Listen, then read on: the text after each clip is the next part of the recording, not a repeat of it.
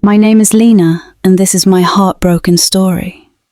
I thought a blind date with a stranger would help me move on from my heartbreak, until I realized the man I spent the night with was my best friend's father, Richard. Faced with forbidden temptation, will I allow myself to feel it, knowing the risk? This is how my tragedy began. Chapter 1. Please, Mum. My boyfriend is proposing. You need to be at the award ceremony. She paused in the kitchen, one hand resting on the counter as she studied my face carefully, as if weighing hope against doubt. And how do you know that? She asked. I let out a small breath and tried to smile. His best friend told me. He said it was supposed to be a secret. That answer felt close enough to the truth. It matched the strange feeling I had been carrying for weeks. Mark had been acting differently, quiet, distant. If he wanted to propose, why had he been this way? I didn't know what to believe. All I knew was that I loved him with my whole heart, the heart I had promised to give completely at the right time. Now, sitting between my mum and Maya in the packed school gym, that hope felt thin and fragile. The room was loud and crowded, filled with restless energy. Parents waved programs to cool themselves. Students leaned over seats, shouting and laughing. The air smelled of perfume and heat. Everyone was waiting. I sat stiffly, my hands locked together in my lap, trying to breathe through the heavy feeling settled low in my stomach.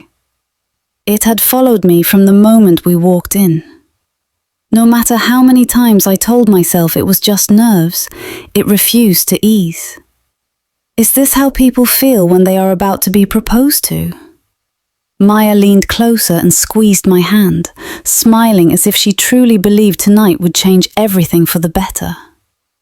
My mum sat quietly on my other side, calm and watchful, like she was prepared for whatever came next. Mark is just nervous, I told myself. Proposing in front of a crowd had to be terrifying, worse than any game he had ever played, worse than any trophy. Then the host's voice rang through the speakers. And now, the winner of Best Athlete of the Year, Mark Anderson. The gym erupted. Cheers poured in from every direction. Pride rushed into my chest so fast it almost hurt. I turned towards Mark, ready to smile, ready for him to reach for my hand. He was already standing. He didn't look at me.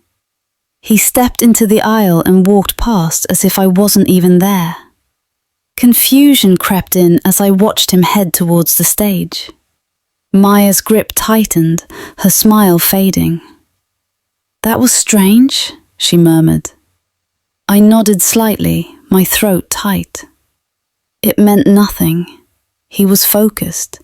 This moment mattered to him. Under the bright stage lights, Mark looked confident and calm. He lifted the trophy as though it belonged in his hands. The crowd roared again, louder this time. This is it, I thought. This is our moment. He stepped up to the microphone and waited until the noise slowly faded. Thank you, he said smoothly. To my coaches, my teammates, and my parents. I wouldn't be here without you. Normal words, safe words, familiar words. Then his grip tightened around the trophy and something shifted in his expression. There's something else I need to say tonight, he continued. Something I've been carrying for a while. A quiet murmur spread through the gym. My stomach dropped. When you reach a moment like this, he said, his gaze moving past me and fixing on someone a few rows away, everything becomes clear. Who is really there for you? Who truly fits? The word didn't sit right with me. Lena. Hearing my name over the speakers made my chest seize. Every head turned. My mum leaned forward slightly. Maya's hand clamped around mine. "You are incredible," Mark said. "Smart, beautiful, driven. You deserve the world." My chest burned as I listened. "But I haven't been honest," he went on, his voice heavy. "With you, or with myself. What we have isn't right anymore. I'm sorry, Lena, it's over." The silence pressed in from every side. I felt exposed, like I had been shoved into the center of the room for everyone to stare at. Then his expression changed.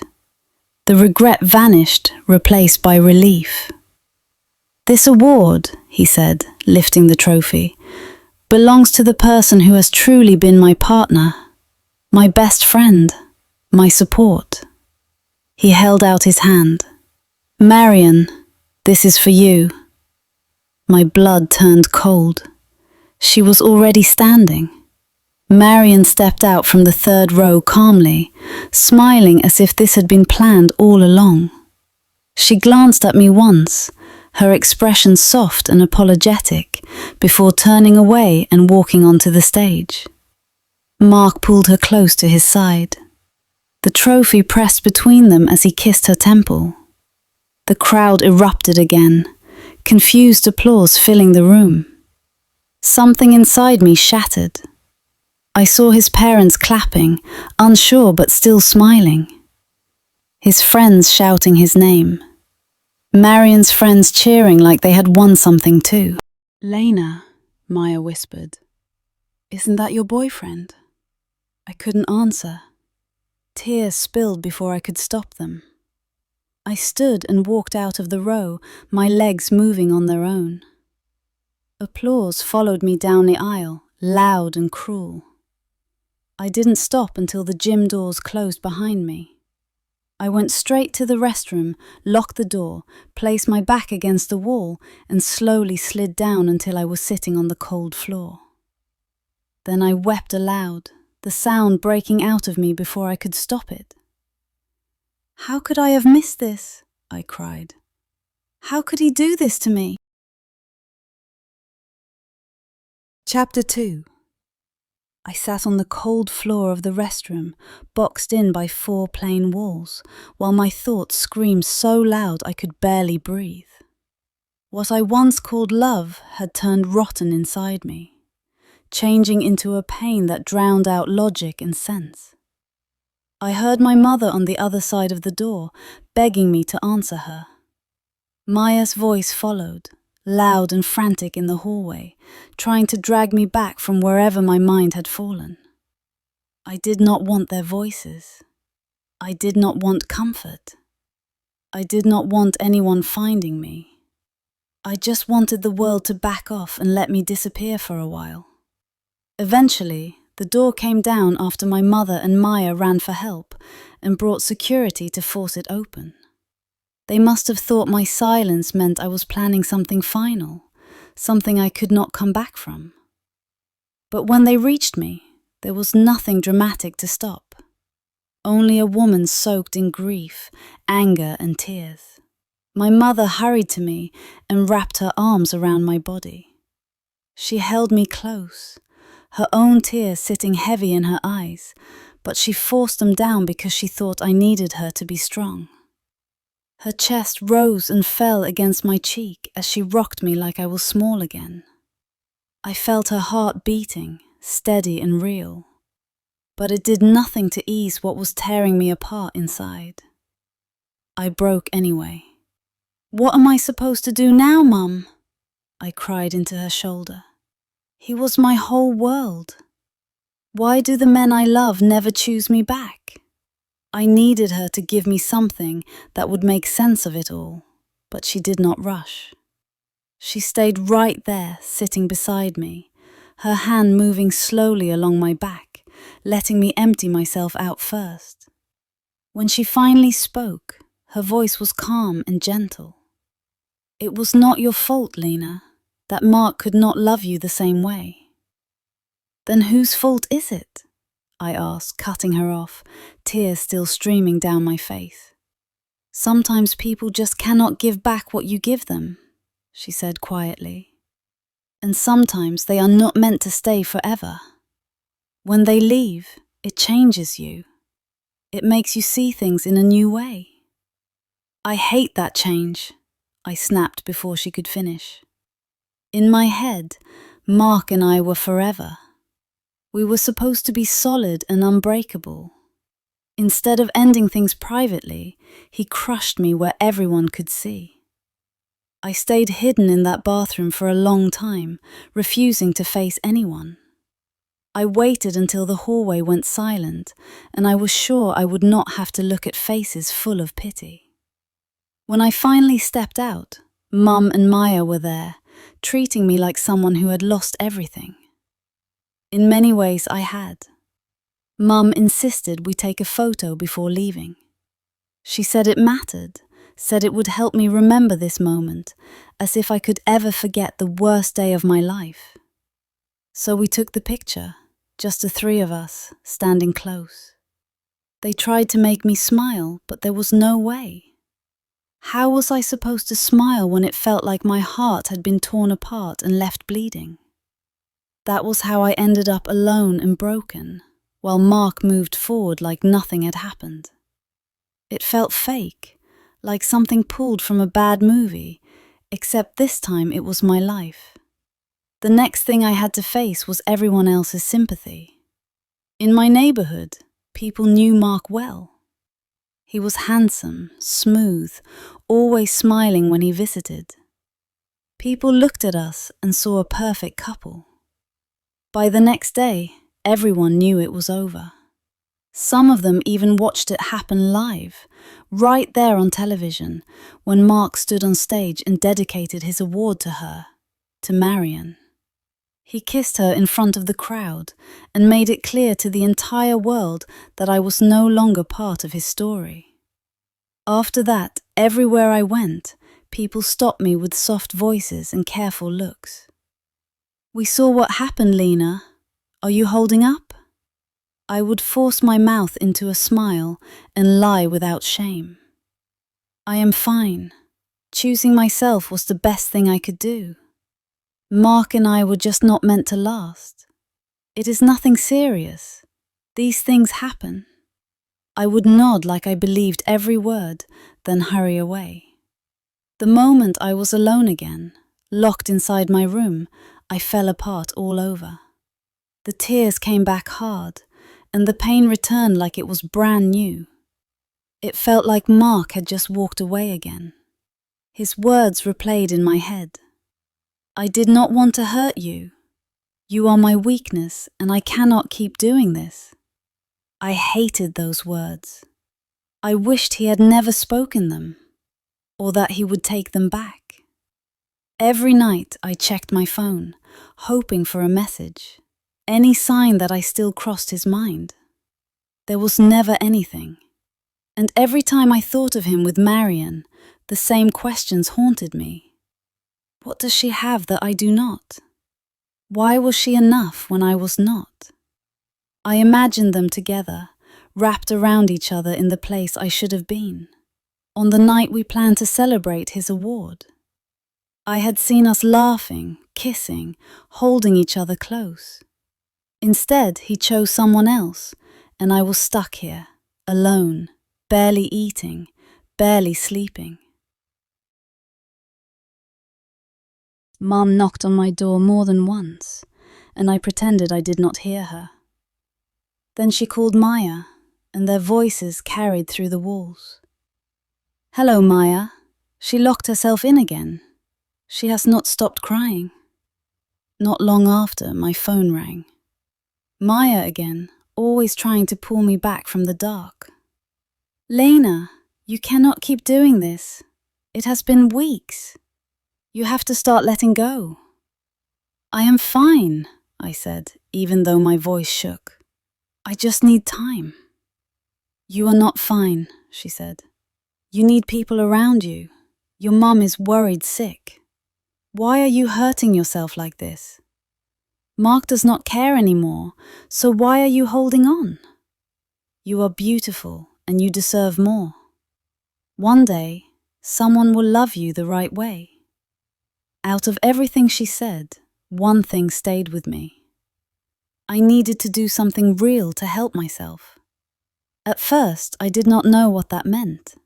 How do you fix a heart like this? If Maya lived closer, she would have dragged herself to my door every day. Instead, I was alone with my thoughts. After days of thinking, I started telling myself that maybe Mark was too young, too careless to hold on to something serious. Maybe an older man would not have walked away so easily. That thought grew into something risky. Maybe a short distraction, something physical and empty, could numb the pain for a while. I went back and forth on it for days before I downloaded a dating app. Not a normal one, but one meant for blind meetups. No names, no photos. Just one night, then nothing. It sounded clean and simple. I filled in the profile with lies. Everything was fake except my number. I wrote what I wanted in a man. Tall, strong, a deep voice. Someone I could feel instead of see. When it asked for age, I stopped. I did not want someone young again. I wanted older. Someone who would not remind me of Mark, so I doubled my age without thinking too hard. A few hours later, a message came through. I had been matched. Saturday night, 2 days away. My nerves were a mess, but for the first time in weeks, my mind was not stuck on Mark. I felt scared, yes, but also awake, like something new was waiting for me. On Saturday, I slipped into a short red dress and sprayed on a new perfume, expensive and unfamiliar. I wanted him to remember it, even if we never saw each other's faces. As I finished getting ready, Mum stepped into my room. "Where are you going?" she asked, watching me closely. "To a party," I said, keeping it simple. "I need a distraction." She studied me for a moment, then smiled softly. "Good luck," she said before leaving me alone. I took a breath and headed for the hotel, my thoughts wrapped around the stranger waiting for me, and the hope that one night might finally help me let go. Chapter 3. The cab stopped so suddenly that it pulled me out of my racing thoughts. My chest beat hard as I looked up at the entrance of the Premium King's Hotel. Lights poured from every window, bright and proud, like they were promising something better. Everything about the place screamed money and comfort. Glass shone, gold glowed, and yet, standing there, I felt smaller than I ever had. "What am I doing?" I said under my breath. Saying it made the moment feel heavy and real. The driver looked at me through the mirror. "We are here, miss." I nodded, my body stiff, and stepped outside. Each step felt heavy, like I was walking towards something I did not fully want. Was this really meant to help me forget? Was this supposed to drown out Mark? The man who had broken me in front of everyone and walked away like I meant nothing. His voice still lived in my head, full of lies and empty promises.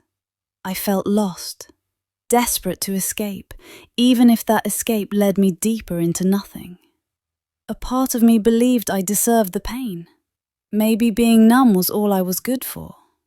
The hotel doors opened, pulling me into a world that was never meant for someone like me.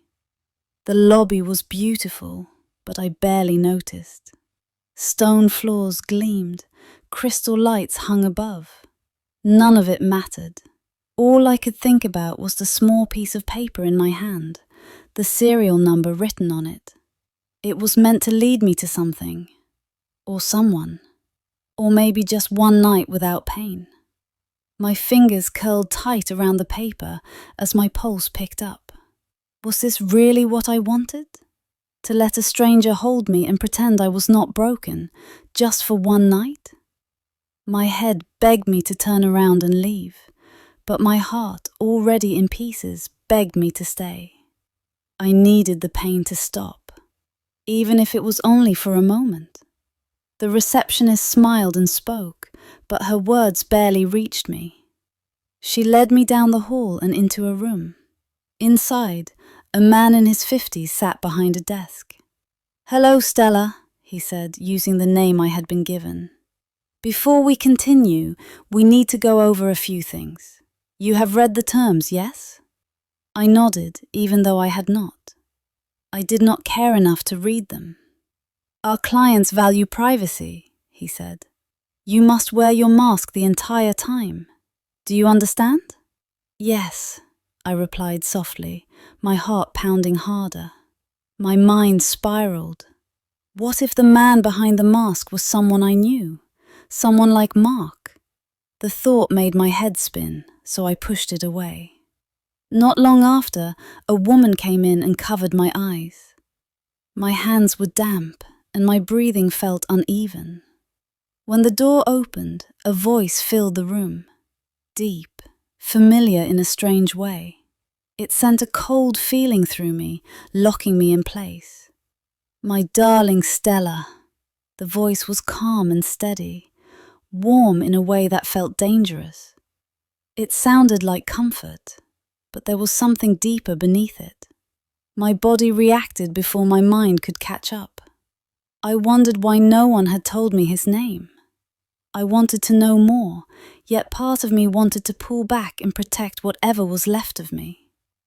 "Hi," I said quietly, fear and doubt slipping into my tone. He took my hand, slow and gentle, like he knew I was close to breaking. His touch was warm and solid as he guided me to sit beside him. I prepared myself for what I thought would come next. Something quick, something empty, something meant to dull the ache. But he did none of that. He did not rush me. He did not push. Instead, he held my hand and spoke softly. "Tell me about yourself." I shifted, my stomach knotting. How was I supposed to do this? How was I meant to peel back grief, guilt, and fear like it was nothing? "I am Stella," I said. "I am 24. I have everything needed to make you happy. I am 5'5" with long hair, and my body is pleasing." The words felt hollow the moment they left my mouth, like I was selling a version of myself that did not exist. "Is that all?" he asked. His tone was gentle, but it carried weight. I swallowed hard.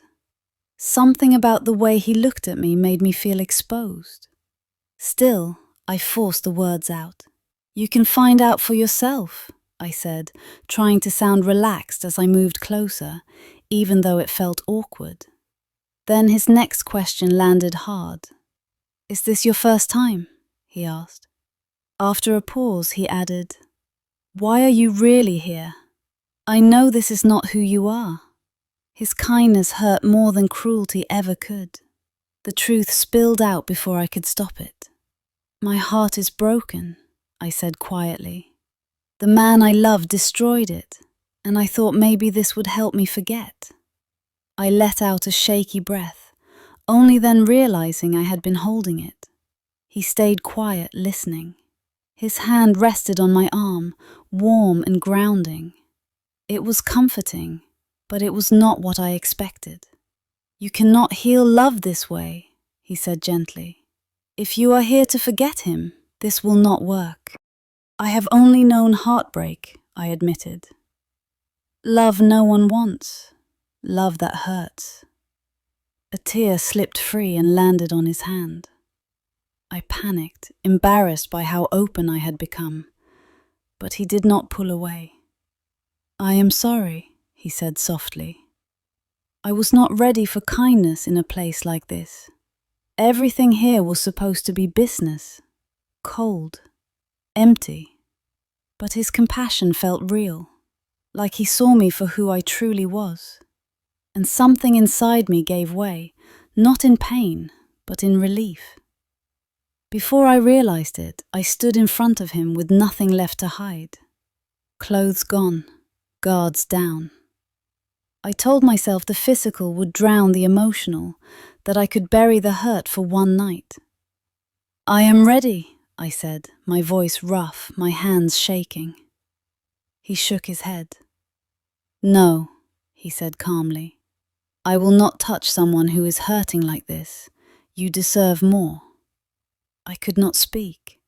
His refusal stunned me, but in that moment I understood. He was not taking from me. He was giving me something I did not even know I needed. He helped me get dressed, careful and respectful. "Do not chase someone who does not love you," he said quietly. "Let them go." His words stayed with me, settling deep in my chest like a small spark of hope. For the first time in a long while, I believed there might be more waiting for me. "If you still want this," he added, "use my serial number again. We can meet when you are ready." I stood there, silent, feeling something stir inside me. Hope. I left the hotel dazed, my thoughts tangled with his kindness. He had done nothing, yet he had changed everything. Days passed. I found myself back on the dating app, slowly pushing Mark out of my mind and replacing him with thoughts of the stranger. It might have been progress, it might not, but I knew I could not live in the past anymore. One evening, a message from Maya appeared on my phone. "Hi, Lena. I am inviting you to the opening of my dad's new house and my parents' reunion. It will be a 3-day picnic before the main event. I would love you to come." I stared at the screen, unsure. Maya had never said her parents were apart. Before I could ask, my phone rang. "Hey Maya, I saw your message, but I am waiting on a job interview," I said. I mentioned a date on the app that was not real, hoping for another chance with the stranger. "Come on, Lena," she said. "You need to get out and stop thinking about Mark. You will meet other men there. If your interview comes up, you can leave. I will cover the travel." I knew she meant it. Her family had money, and maybe she was right. Maybe it was time to let go. 2 days later, I arrived. As I walked out of the airport, I saw Maya. Warmth rushed through me as I hurried toward her, smoothing my white dress that hugged my curves more than I expected. "Where is your car?" I asked. She pointed toward a black car nearby. "Over there. My dad drove me. I am trying to spend more time with him." I followed her gaze and saw her father leaning against the car. His eyes were on me, fully on me, and the weight of his attention sent a shiver through my body. He was nothing like I imagined. Quiet confidence poured from him, and the way he watched me made my heart race. I forced myself to breathe as we got closer. "Hi, I am Richard," he said, offering his hand. His voice was deep and calm, his grip warm and sure. "Lena," I replied, my voice unsteady despite my effort. A strange feeling settled in my chest. I felt like I had met him before. I just could not remember where. Or maybe I was already falling, and that scared me more